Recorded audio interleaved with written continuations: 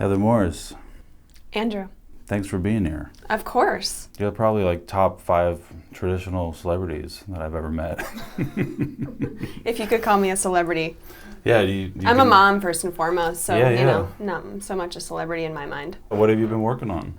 Well, lately I am actually in the middle of producing a scripted podcast, an audio drama, as they call it. It's a dark comedy called The Bystanders. Here she comes now.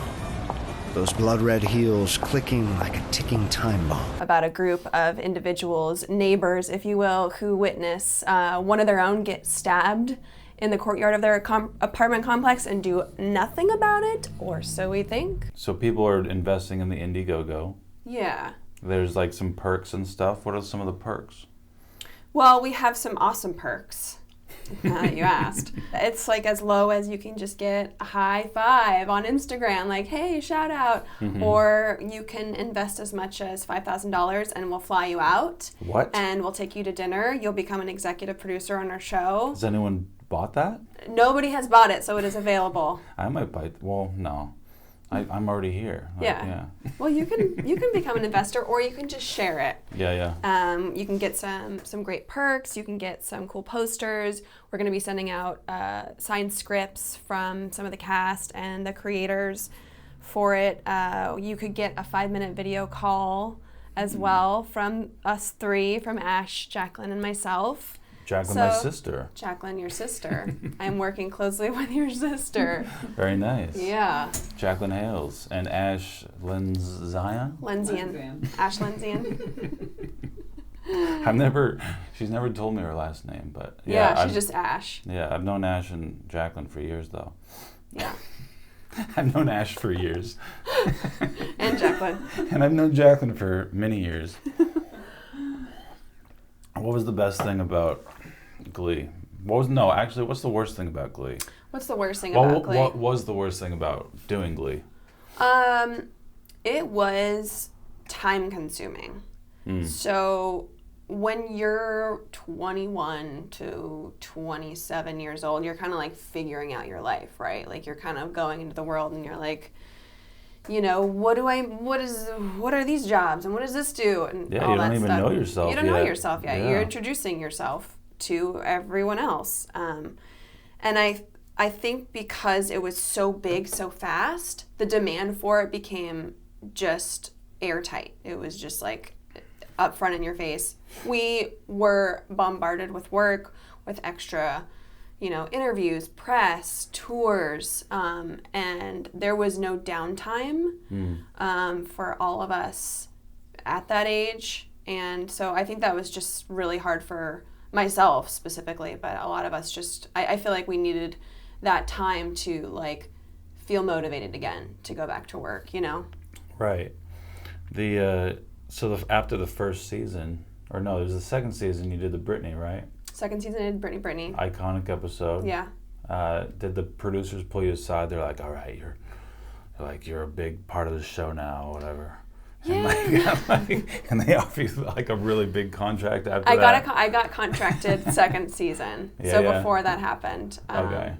And I was working hard for it. Yeah. That was all I wanted, was to be on this show and be a series regular. And there was like 20 of us series regulars. It was probably the biggest cast in the world. It's crazy. That's one of the only episodes I've seen, but as most people, I think.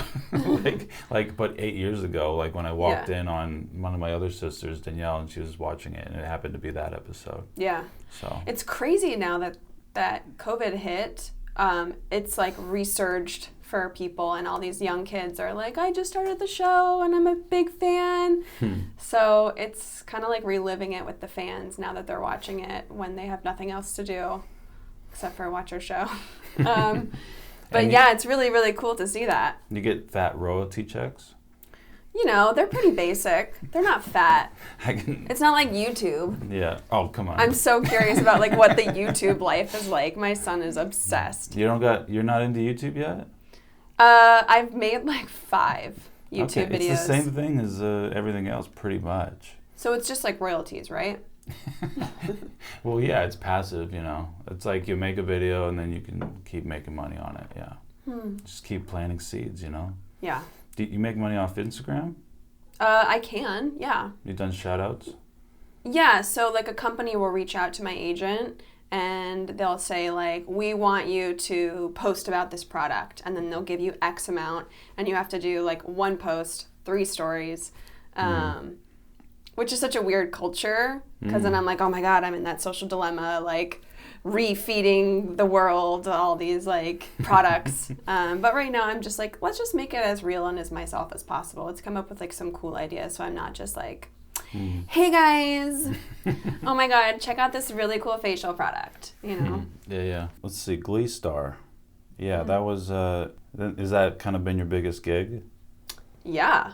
I mean, for acting, it was my first acting job. Yeah, how'd you get it? I was assisting Zach Woodley, who's the choreographer on the show. He did the pilot, and I was assisting him. He was asked to teach the kids the single ladies dance because they were going to be doing it on the show, and I knew it because I had danced for Beyonce for the past couple of years. Wow. And so I came in to teach them that dance, and simultaneously they were looking for a few dancers to come fill in spots in the Glee Club because everybody was primarily hired as an actor or singer, and you know they had to have movement, and so they're like, okay, we need to fill this up with a little bit more experienced dancers.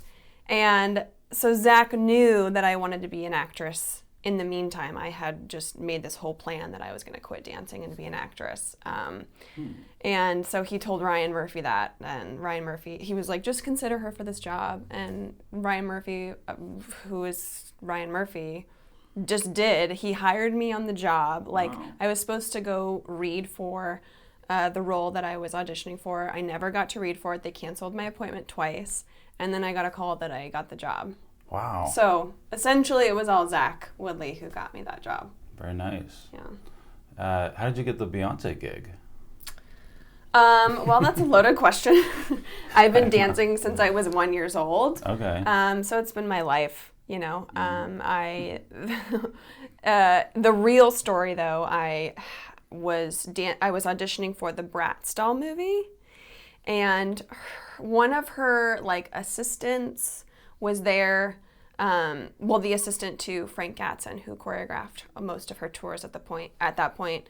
Her name was Peanut, and Peanut was there at the audition that I was at for the Bratz doll movie, watched me audition next to one of Beyonce's old blonde, like white girl dancers. We were simultaneously dancing at the same time, and she pulled me aside afterwards and she was like, you and Melanie dance exactly the same. We are holding an audition tomorrow for this job. I'm not going to tell you what it is. This job. Can you make it? And I was like, yeah. So I gave her my information and she sent me the details. I showed up with no headshot. For Beyonce, it was a ballet audition, which is not Beyonce at all. You know, like it was weird. So yeah, that's how I got the job. Is Beyonce cool? Yeah. Yeah. Is she like a tyrant? Is she kind of hardcore? You know, she was probably the sweetest person I ever worked with. Cool. Yeah. Back to the podcast. Okay. You know you're pretty good friends with Ash, right? We used to be roommates like 10 years ago. And so her and Jacqueline have been working on this the Bystanders for the last couple years. Yeah, so she had mentioned this movie she was writing called The Bystanders. And so as she was explaining in it that it was this person that got murdered in their apartment complex, I'm like, that is a great storyline. I'm like, would you consider making that an audio, a podcast? And she was like, oh, I actually hadn't thought about that. So after like a year after I said that, I just planted the seed. We dropped it. We didn't talk about it again. And then it came up again, I think even before the whole COVID-19 happened. We were talking about it. I'm like, let's start working on this. We can get this somewhere. Let's write a pilot. And so Ash and Jacqueline got together and they started writing the pilot for it. So we sent it out to a couple podcast companies. We probably sent it out to everybody that we could, like as many as we could, and just see who took a bite out of it. And we got a couple people really interested in it. Sweet. And we settled with Believe, who is a sister company to Black Label, for distribution, and they are just like so excited about it, which is so fun for us because we're like, this is the coolest idea and we're having so much fun with it, but what does everybody else think? Yeah. That's awesome. And you can see like kind of a teaser of it, right, on the Indiegogo? Yeah, so we did some visual teaser to go along with it. We just felt like for people to listen to it, obviously is the point of it, but we wanted people to get excited about what they're seeing and hearing. And I don't know, we're just creative, so we have great friends who are awesome artists. This woman Marty did it for us, who used to be a great fan of mine and then just kind of turned into an acquaintance who is also an artist. She lives in Spain, and she I don't want to say that wrong, so hopefully she lives in Spain.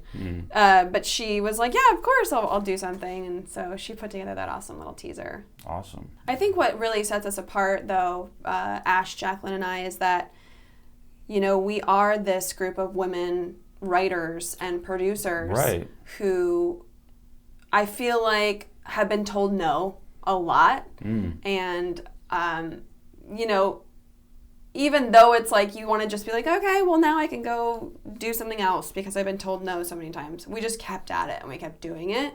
And I think that's what really sets us apart is now we are working with Black Label. We are working with Believe. We have great key players who we can't name yet, but there are some awesome key players aside from Oscar Nunez and Michael Hitchcock and Ki Hung Lee who are attaching themselves. And it just took so much drive, which you hear your whole life. People are like, you just got to keep going. And you're like... So after all the money's raised, when do you think a release date? So we're looking to shoot in November, and we want it to be released in the new year. So 2021 is our trajectory. You can also check it out on our website, thebystanderspodcast.com. You can see the teaser there as well. Very nice. Please check all that out. Please check it out. Thank you so much for being here. Of course. Yeah, that's great. Thank you for having me. Thanks for watching. Thanks for subscribing. I'll see you guys next week.